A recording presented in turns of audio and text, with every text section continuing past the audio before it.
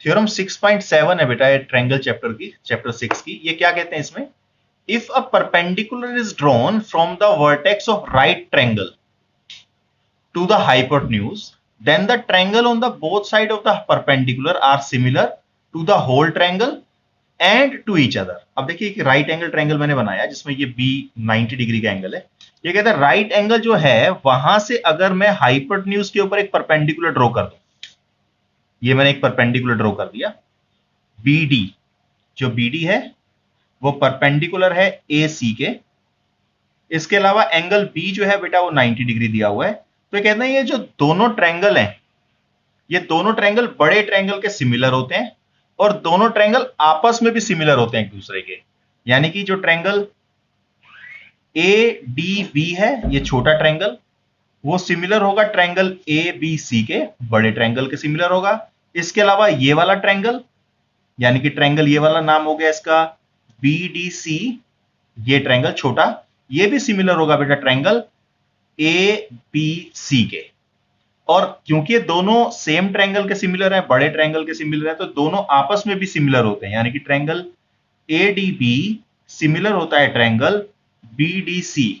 इस थ्योरम का यूज, यानी कि दोनों ट्रायंगल आपस में भी सिमिलर होते हैं, इस थ्योरम का यूज बेटा किसी किसी क्वेश्चन में हम एक्सरसाइज 6.5 के अंदर करने वाले हैं। इसको आप अच्छे से नोट कर लो। और पाइथागोरस थ्योरम में ये मैं प्रूफ करके भी आपको दिखाऊंगा कि ये इसके सिमिलर होता है और ये इसके सिमिलर होता है। अभी हम नेक्स्ट थ्योरम जो करेंगे वो पाइथागोरस थ्योरम ही करने वाले हैं। देखिए नेक्स्ट थ्योरम जो बेटा चैप्टर 6 की है वो है हमारे पास पाइथागोरस थ्योरम। पाइथागोरस थ्योरम क्या कहती है, ये कहती है in a right triangle the square of the hypotenuse is equal to the sum of square of other two sides. ये कहते हैं एक राइट एंगल ट्रायंगल के अंदर, जैसे कि राइट एंगल ट्रायंगल है, इसमें एंगल भी 90 डिग्री का है, हाइपोटेन्यूज का स्क्वायर यानी AC square is equal to the sum of square of other two side, यानी कि AB square plus BC square, AB plus BC, AB square plus BC square के इक्वल होगा। तो देखिए ध्यान से कैसे हम करने वाले हैं इस क्वेश्चन को। सबसे पहले गिवन, आपको केवल गिवन क्या है बेटा, अ ट्रायंगल, आपको एक ट्रायंगल दिया हुआ है ABC जिसके अंदर एंगल B जो है वो 90 डिग्री का एंगल है, ये वाला एंगल 90 डिग्री है।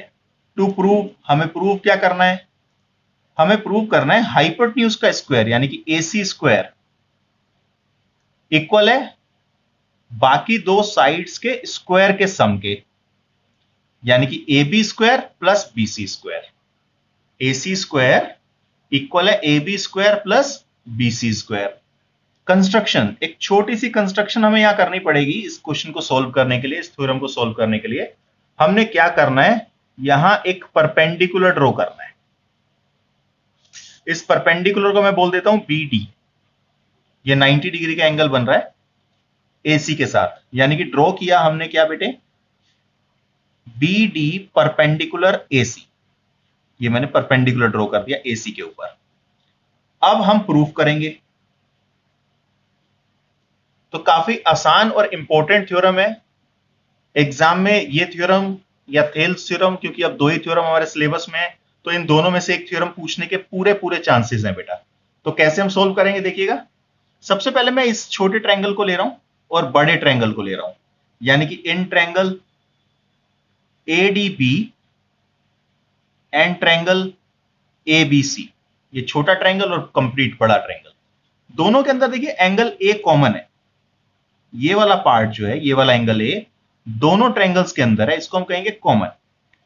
इसके अलावा बेटे छोटे ट्रायंगल के अंदर एंगल ADB और बड़े ट्रायंगल के अंदर एंगल ABC आपस में इक्वल है, ये वाला एंगल इस एंगल के इक्वल है। रीजन, ईच 90 डिग्री, दोनों 90 डिग्री हैं, ये भी 90 है और ये भी 90 है। इसका मतलब क्या हुआ बेटे, that means triangle ADB is similar to triangle, ये ADB जो है वो सिमिलर हो जाएगा किसके, ABC के। क्यों, एंगल A के इक्वल है, इसका एंगल D 90 है, इसका एंगल B 90 है, तो angle angle similarity rule, angle angle similarity rule से ये दोनों के दोनों ट्रायंगल आपस में सिमिलर हो गए। अब हमारे पास बेटा सिमिलैरिटी की कंडीशन क्या होती है, अगर ये दोनों ट्रायंगल सिमिलर हैं तो कोरस्पॉन्डिंग साइड्स की रेशियो सेम हो जाएगी। तो हम क्या करने वाले हैं, ध्यान से देखिएगा। देखिए बेटा, अगर ये दोनों ट्रायंगल सिमिलर थे, जैसा कि अभी मैंने बताया आपको एंगल एंगल सिमिलैरिटी से, तो आपके पास आएगा A D upon A B is equal to A B upon A C. Reason क्या होगा, corresponding sides of similar triangles. अब आप ध्यान से देखिएगा, एडी ये छोटे ट्रायंगल की साइड अपॉन ए बी बड़े ट्रायंगल की ए बी, फिर ए बी छोटे ट्रायंगल की ए बी और बड़े ट्रायंगल की ए सी, ये कोरस्पॉन्डिंग साइड्स हैं, ये आपको यहां से पता लग जाएंगे। आप इन दोनों ट्रायंगल्स को अलग अलग बना के चेक कर सकते हो। मान लो मैंने ए डी बी यहां बना लिया, ट्रायंगल ए बी सी यहां बना लिया, तो कोरस्पॉन्डिंग कौन आ रहा है, देखो A D upon A B और ए बी अपॉन ए सी। तीसरी साइड की हमें जरूरत नहीं है, ये वाली साइड भी इसके कोरस्पॉन्डिंग ही है, बट उसकी हमें नीड नहीं है। तो हम क्या करेंगे, देखो इधर क्रॉस मल्टीप्लाई कर देते हैं, तो आपके पास आ जाएगा बेटा A B square is equal to A C into A D. ये फर्स्ट इक्वेशन आ गई आपके पास। सिमिलरली अगर आप देखिए इस छोटे ट्रायंगल में और बड़े ट्रायंगल की बात कर रहे थे, तो आपके पास आया था ए बी स्क्वायर। अगर आप इस छोटे ट्रायंगल की और बड़े ट्रायंगल की बात करेंगे तो आपके पास क्या आएगा, बी सी स्क्वायर।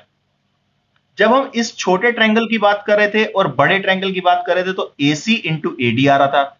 जब हम इस ट्रायंगल की और बड़े ट्रायंगल की बात करेंगे तो आपके पास आएगा ए C into D C.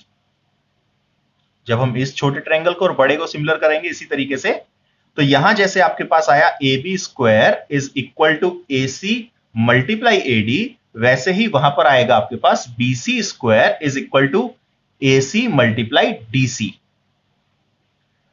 Similarly करके इसको कर दीजिए, दोबारा से सिमिलर आपको प्रूव करने की जरूरत नहीं है। अब ऐड इक्वेशन 1 एंड 2, इन दोनों इक्वेशंस को बेटा हम ऐड कर देते हैं। तो अगर दोनों इक्वेशन को ऐड करें तो आपके पास आएगा A B square plus B C square is equal to A C multiply A D plus A C multiply D C. इन दोनों में से आप ए सी कॉमन ले लीजिए। अगर ए सी कॉमन आ जाता है तो अंदर यहां से बचेगा बेटा ए डी और यहां से बचेगा डी सी। तो ध्यान से देखिए, A D plus D C, A D plus D C क्या बन जाएगा, ए सी। तो A C into A C square, that means आपके पास क्या आ गया, हाइपोटेन्यूज का square A C square is equal to A B square plus B C square. और यही इन्होंने प्रूव करने के लिए हमसे कहा था। एक बार इसको आप नोट कर लीजिए, पहले इसे नोट कर लीजिए।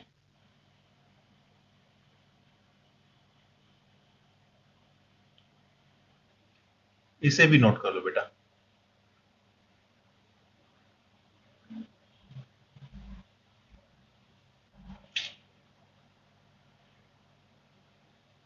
तो एसी के सामने वाली जो साइड होगी बेटा, एसी के सामने वाला जो एंगल होगा, क्लियर सुनाई दे रहा है आपको?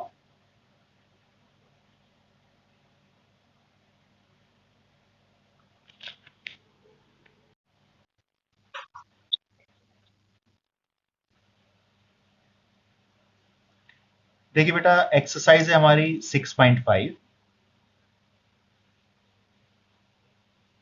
फर्स्ट क्वेश्चन के अंदर कहते हैं sides of a triangle are given below, determine which of them are right triangle, in case of right triangle write the length of its hypotenuse.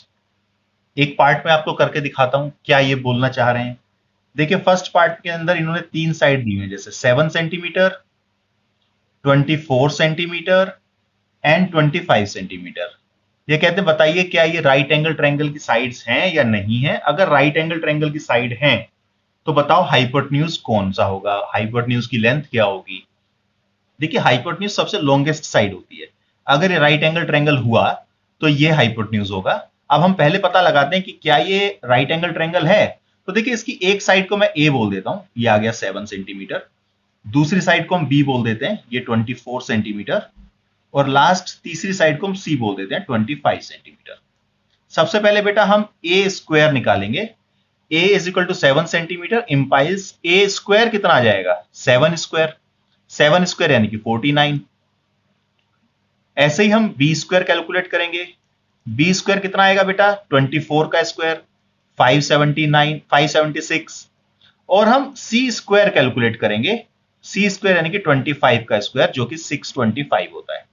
अब इनमें से जो दो छोटे हैं उन दोनों को आपस में ऐड कर दीजिए, यानी कि ए स्क्वायर प्लस बी स्क्वायर, इन दोनों को अगर मैं ऐड करता हूं तो बेटा 49 प्लस 576 जो कि 625 के इक्वल है, यानी कि सी स्क्वायर के इक्वल है।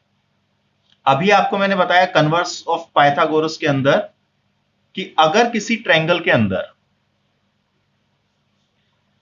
दो साइड्स का स्क्वायर का सम, जैसे ये मान लीजिए ए दिया है, ये बी